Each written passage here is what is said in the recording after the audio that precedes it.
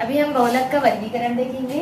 Classification of polymers. तो इसका classification किसके बेस्ड पर हो रहा है ये देख लीजिए। तो classification based on source of availability, तो उनकी उत्पत्ति के स्रोत के आधार पर पॉलीमर कितने प्रकार के होते हैं ये देखेंगे हम अभी इसमें।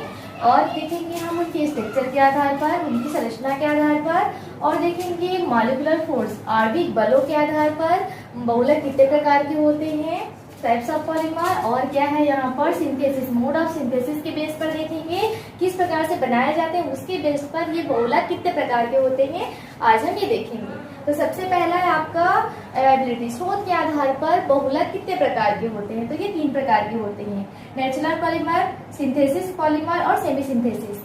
तो ये जो आपके नेचुरल है नाम से स्पष्ट है, प्राकृतिक बहुलक, ऐसा बहुलक जो प्रकृति से प्राप्त होता है, जैसे जीव जंतुओं से या पौधों से प्राप्त होता है प्रकृति से, उसको क्या कहते हैं, प्राकृतिक बहुलक।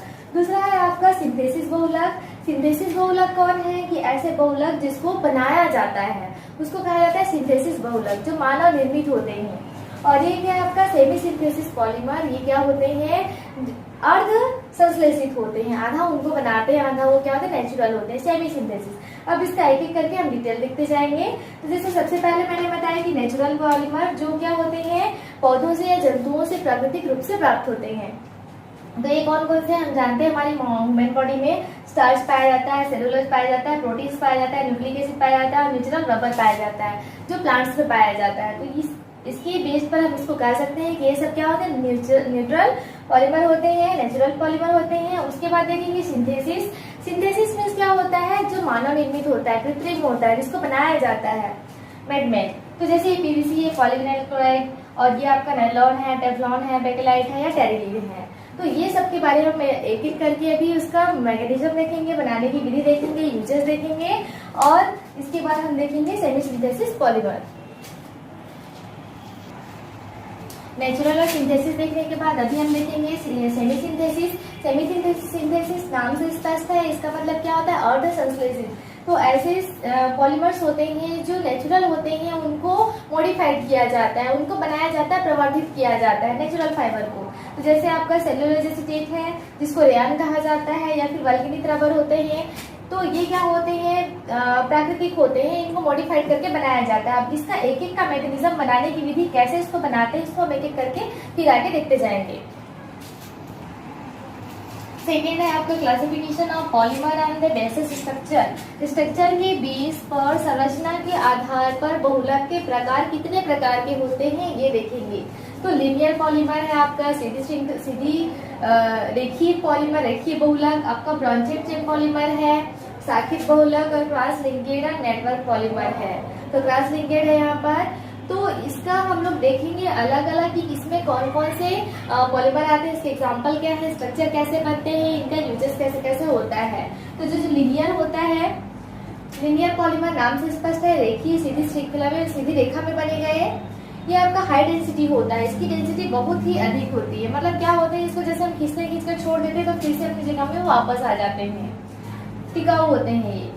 जैसे इसका एग्जांपल में हम देखेंगे तो पीवीसी है, पॉलीविनाइल क्लोराइड है, नायलॉन है, पॉलिस्टर्स है, जो हम लोग डेली यूज करते हैं, जो आपके क्लॉथेस होते हैं, कपड़ा जो पहनते हैं, या तो नायलॉन होते हैं या पॉलिस्टर होते हैं। पॉलीविनाइल क्लोराइड के बारे में तो आप जानते ही हैं।